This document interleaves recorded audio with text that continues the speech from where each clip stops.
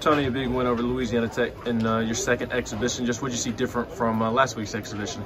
I think the guys were more loose. The crowd was big again. The environment was great again. We've got gracious hosts here.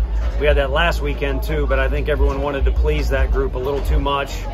Pick up where we left off, whatever you want to call it, and kind of pressed. And this group was much more relaxed, and overall, up until last inning, it was a fairly clean game by us. We could have scored a few more runs. We could have let in a few more runs.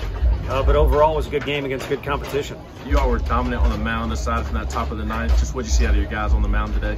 I think for the most part, our guys were throwing the ball a little more free and easy.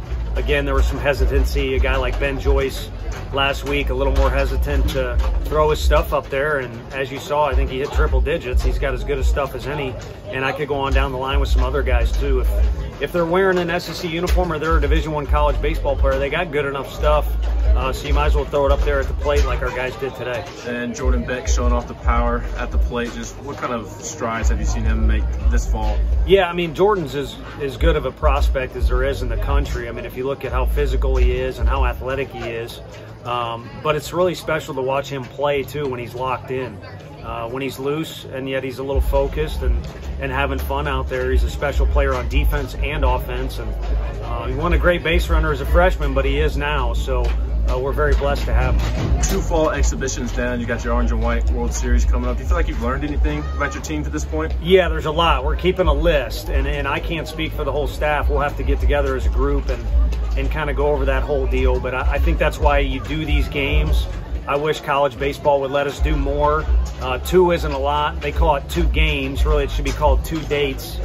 But we really find out a lot, and you get some of these freshmen experience that in our 56-game schedule, if you're not in the mix by about game 30, it's really tough to get in there. So these games give guys a chance to show us what they can and can't do, and maybe some of those weaknesses we can correct between now and the start of the spring. You all had a big crowd last week in Chattanooga, a big one today here in Millington.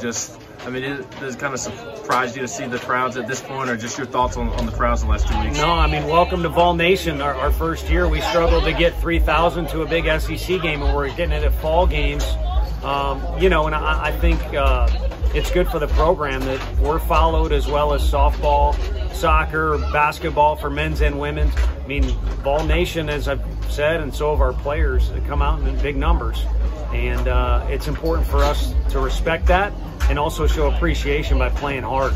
Seems like your bench may have some talented guys on it this year. Can you just speak to the competition both in the infield and outfield right now? There's a lot of guys that need to play. We've said that the last 2 years here, but I actually think this year is more prevalent than ever.